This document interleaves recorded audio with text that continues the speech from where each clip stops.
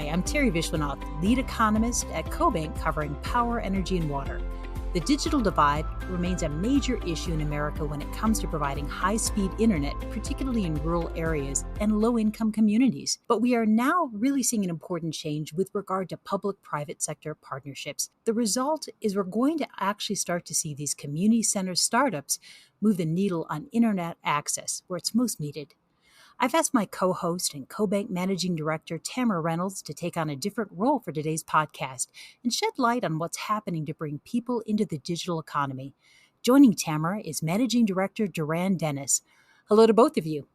Tamra, you wrote this article, "It's Time to Close the Rural-Urban Digital Divide," and discussed how the financial equation might finally change for rural internet service. Let's talk about that. Sure. CoBank has financed broadband for rural communities for a very long time, and we know just how important this service is to the communities served in those rural areas. There's so many great stories that paint a picture for why we do what we do.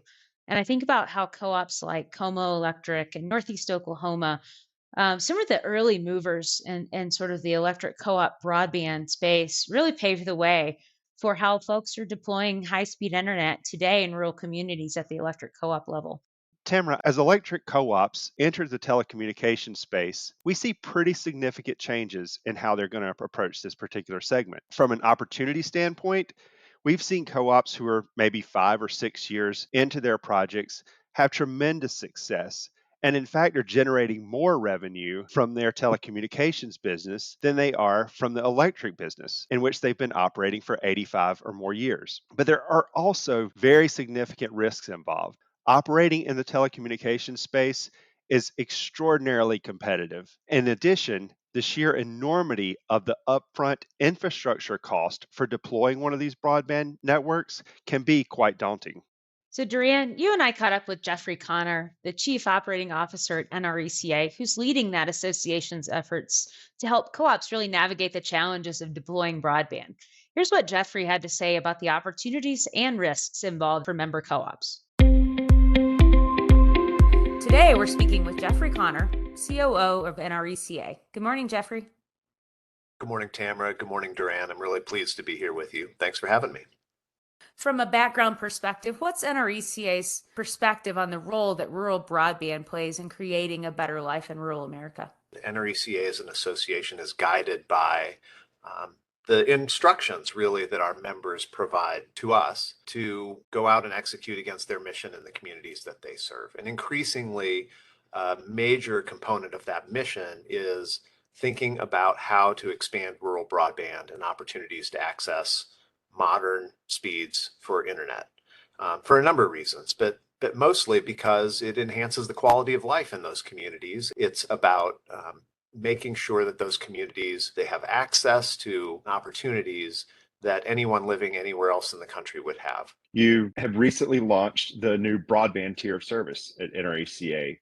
What would you say the goal of that service tier is? We estimate in a couple of years after the next round of FCC programs and infrastructure funding is dispersed, we may have as many as 330 or 350 electric cooperatives who are somehow in the broadband business. That means their member owners are counting on them to provide not just one critical service to them, electricity, but two, to include broadband service as well. And we have to build the capabilities and the resources here to be able to represent them in the new industry that Washington, frankly, approaches in a different way than they approach energy issues.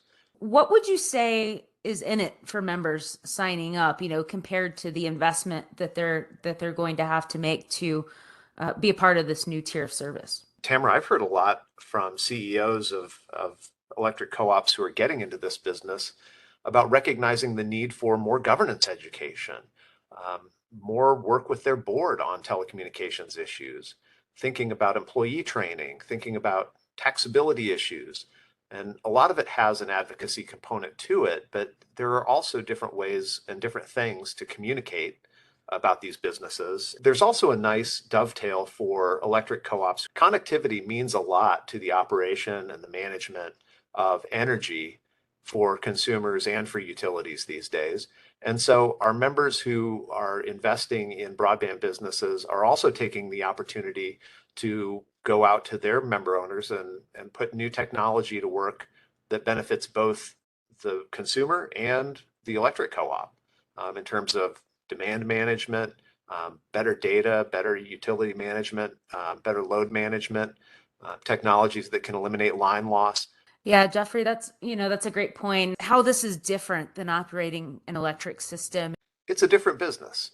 It's an enabling technology just like electricity was 80 years ago, but the comparisons may end there. This is a competitive space, and that is different from the way the electricity utility operates and the experience that electric cooperatives have in the electricity business. The reputation and the credibility of the electric cooperatives who are bringing their best effort to this new business. We know that the Infrastructure Investment and Jobs Act was recently passed, and there is funding in that act related to broadband. So maybe you could talk to us a little bit about what that funding is, how much funding there is out there, and what is NRECA doing to assist co-ops in accessing that funding? Policymakers want to make sure they're hearing what can we do in order to add to the likelihood that electric co-ops will get into this business, help take on these responsibilities, form new partnerships, and ultimately be successful in delivering broadband internet in places that are underserved or unserved today.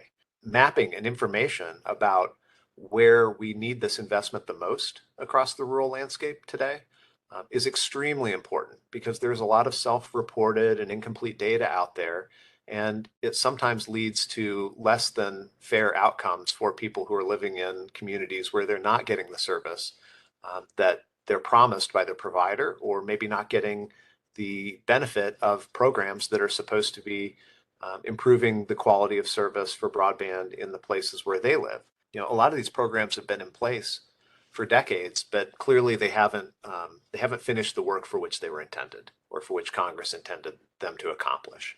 And it's going to require a new approach, and our members are bringing a new approach to this issue. There is right now a significant amount of funding available through the Infrastructure Act that passed Congress and was signed into law. There's a lot of work to shape the rules about how those dollars are going to be dispersed, but through the BEAD program, you have about $42.5 billion with a B that's available. And overall, you have about $65 billion in the infrastructure bill that's dedicated in some way to broadband outcomes and improving broadband service across the country. I'm looking forward to the opportunity to engage on those types of issues as well, because it does start to look like a once in a lifetime chance to put that kind of funding to work and leverage what it can do in the communities it's intended to help serve. Yeah, and I would add, I think the NRECA does have some great opportunities, particularly around the BEAD program. Well, NRECA cares about that. CoBank clearly cares about it. And for those who don't follow the acronyms of Washington, D.C., BEAD stands for Broadband Equity, Access, and Deployment Program, and it's being run out of the Department of Commerce. But it does heavily depend on states to distribute these funds. To the extent that we work extremely well with statewide electric cooperative organizations, we want to make sure that our messaging is consistent and that the policymakers, not just at the federal level, but at the state level too, understand that consistency and a fair approach to deploying those dollars is going to result in the best benefit for the people in the states who are currently in need of better service, frankly. It's the deployment part of the BEAD program that interests me the most.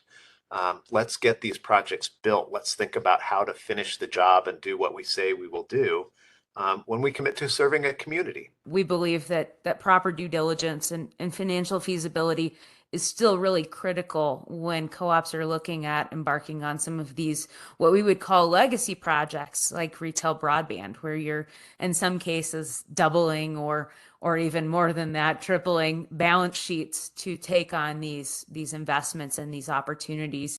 Tamra, you can't overstate the importance of due diligence in the consideration of whether anyone, but especially an electric co-op, is willing and able to build a broadband project. It's an enormous investment of capital. Oftentimes it's an investment of the reserves that the electric cooperative has built from its member owners over decades of service. And they're leveraging that resource to go out and finance ambitious projects to build out broadband networks. We really want to make sure that when we make the commitment, we're going to be successful. It's important to our reputation with the members and the owners of the electric cooperatives who are making these commitments. Because as you know, the expectations in the community are often very, very high. When an electric co-op says, we're going to take a leadership role now and we're going to get involved and we're going to make investments that are going to improve the quality of broadband service in this community or in this county. So having partnerships with an entity like CoBank that has done this before and has done this for a long time, it really matters. We've seen, more than 100 projects that are performing better than expected. Their take rates are higher than they projected. Their financials are coming in better, faster than they projected. And the only word of warning that comes with that, though, is co-ops who are now thinking about engaging in a project, we don't want them to get lulled into this sense that there's so much success that it's easy.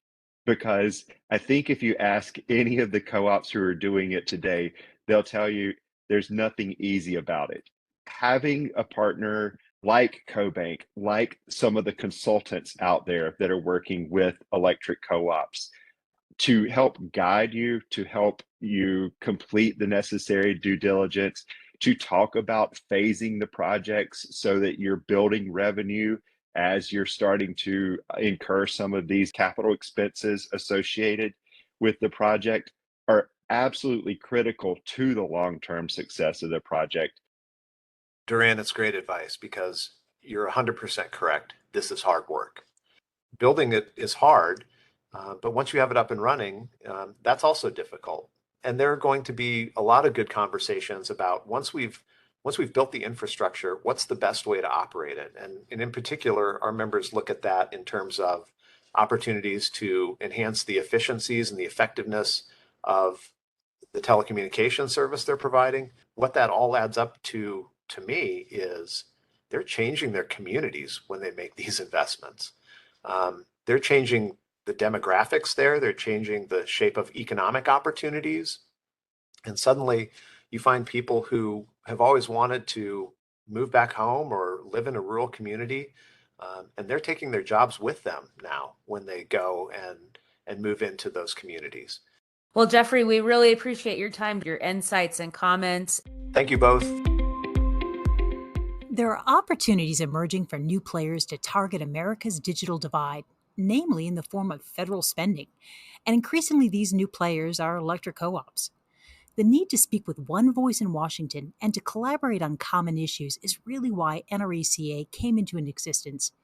It's great to see this organization step up for our co-ops on broadband. Jeffrey mentioned that in a couple years, upwards of 350 co-ops might provide broadband service. For some time, we've been working with co-ops, helping to finance that effort, and we think that figure is actually pretty accurate. Doran and Tamra, I really want to shift gears here. I want to talk a little bit about what's motivating our electric co-ops to get into this business in the first place, and a little bit about those business plans. Yeah, so I think the reason for co-ops to get into this business is there's a couple of driving factors, right? I think broadband access is now considered essential infrastructure, an essential lifeline business, and so that's one piece. And I think the other important factor is that it actually can improve their electric service by supporting a smarter grid, which Terry, you and I have talked about at length on other podcasts, and why this is important and increasingly important in this era of technological advancement in the utility space. Tamra, electric co-ops began deploying fiber networks to serve their own electric purpose. Many times they were needing to communicate with their downline devices, whether that be reclosers or other pieces of electrical equipment that were out in the substation. And the existing communications networks they had in place just became either unreliable or not providing the necessary throughput to communicate with those pieces of equipment effectively. And once they began deploying these fiber networks, it readily became apparent to them that there was an opportunity to provide a retail broadband service to many of their members. Yeah, you're absolutely correct. In addition, these electric co ops have vast experience in deploying these long lived networks, just like when they began deploying their electric systems many years ago. They have the opportunity to leverage and more fully utilize the poles that they have already owned for many, many years and many of the other pieces of equipment that they already have in place. In addition, they have really strong relationships with their member owners, and this helps to reduce the cost of acquiring new subscribers to their broadband networks. The data that we have on hand for the projects that we've worked with have suggested that take rates are generally better than they've planned from the beginning. We actively finance over 80 broadband projects, and we're a lender to many more co ops that are deploying broadband in and around their service territories. But for projects late into their construction phases and even for those that are complete, we're seeing take rates consistently above 50%, in some cases higher than 60%, which, as you recall, is much more favorable than the 35% that most people were projecting early on with these projects. That's pretty amazing. And this discussion gets us back into due diligence that electric co-ops need to do when they're considering offering these services, right? Yeah, feasibility studies, they're really important here. One of the things that we're finding is that these feasibility studies really serve as a starting point. Frankly, they're living documents that change over time. Projects that once seemed unfeasible suddenly become feasible when there are federal grant dollars that can support the financial aspects of a project, or community support, where counties or local governments start to contribute tax dollars to the infrastructure build. What we find over and over again is that the feasibility studies are really the beginning point, and co ops very quickly shift from their original plans, but they need to go back and make updates to these feasibility studies and particularly to their financial projections so that they have a better understanding of what the day to day decisions and the strategic decisions that they have to make as their plans shift and that impact upon the electric co-op and their financial ability not only to borrow additional funds but to access different government grant programs to help support the build of the project. Duran, that's a great point. With the feasibility study being the initial sort of look at what this could possibly be. I think the other thing to also point out and to remember, if you're a co-op sitting there looking at your first feasibility study, is that consultants are hired to do feasibility studies, and you can make a study look feasible on paper easily depending on what factors go into that calculation, and you can you make anything look good on paper, right? But the decision the co-op board is making, it really should come down to the question of, are these assumptions that they're putting in front of us, are they reasonable based on their previous experience with building these projects? And are these reasonable based on the nuances of our service territory? Is this something that we think is achievable? Doran, you had mentioned, so part of that, you'd mentioned partnerships, right? And part of that could be actually doing the feasibility study and taking it further. And Tamra, I remember, I think it was back in earlier this spring, you and I talked to a number of potential partners in the process, right? Yeah. So back for our May podcast, we actually did a recap of our conversations at Tech Advantage and Power Exchange in Nashville, and Doran was there with us, and we caught up with NRTC, TWN Communications, and Connexon, all consultants that approach working with electric co-ops on broadband projects, each from a different angle. At the end of the day, the goal for all of these guys was getting these co-ops in their rural communities online quickly and affordably, but the approach to doing so may take form and shape very differently depending on where you are and who you serve. And so that was an important distinction that each one of them made in terms of their business model, but also who they work with and how they go about it. Yeah, Tamara, I would also point out that there are co ops who have evaluated these partnerships and decided that maybe they don't make sense in a particular case. We found co ops who have been very successful doing these projects on their own with the support of a consultant. And then we found other cases where co ops are having tremendous success in a full blown partnership with these types of entities. So, Doran, I'm going to sense that there are also co-ops that feel offering broadband service is really outside their wheelhouse of expertise, right? That's certainly the case. There are quite a few co ops who have done a deep dive and really evaluated whether broadband is right for them and ultimately made the decision that it's either not right at all or maybe not right now. Uh, and that changes over time. Again, federal grant dollars can make a big difference in not only the feasibility of a project, but whether or not a co op is going to pursue a project at all. This is kind of like a basic due diligence boot camp for broadband projects. So what else am I missing here? Yeah, Terry, I said this earlier in the conversation, but I think it's important to reiterate. Due diligence isn't a one time exercise. We encourage co ops to take an assessment of their projects on a regular basis. And projects are living and breathing every single day, and new decisions are being made about new opportunities, about new funding sources, about new areas that you're able to go into. There will be towns and communities outside of an existing co op service territory that will approach the co op about building into their particular region or community. So, due diligence is an ongoing process. These are projects that have a good return on investment that will pay back quickly. But what they're finding is their existing financial covenants that they have with the rural utility service or with their existing lenders may make it increasingly difficult to get the funding necessary to pursue these projects. We must make sure that co ops understand what the requirements are and the covenants are in their existing loan agreements, because this will dictate how easily it will be for those co ops to access the additional funding necessary to pursue these projects. And we encourage co ops to stay on top of that.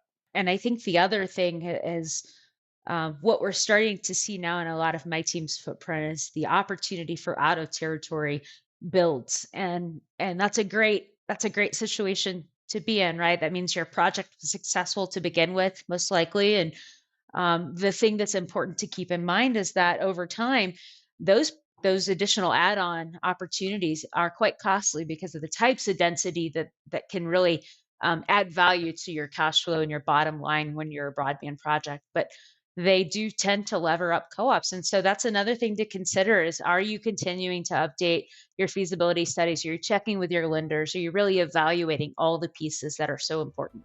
I really appreciate your insights on what we have to think about, and it's really exciting to see your passion about this area and where the industry's headed. I hope that you've enjoyed this discussion with us. Join us next month as we celebrate National Co-op Month. This is going to be a really uplifting program, so we hope you'll join us then. Bye for now.